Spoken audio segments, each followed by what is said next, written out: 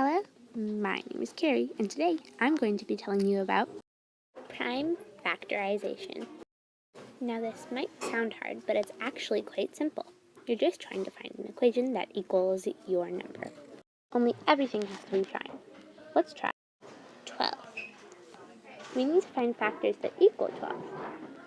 1 times. So, 6 and 2. Next, 6 is a composite number, so we find what equals 6. 3 times 2. And since 2 is a prime number, we bring it down. Now, 3, 2, and 2 are all prime. So we're done. The prime factorization for 12 is 2 times 3 times 2. I hope this video helped you. Thanks for watching.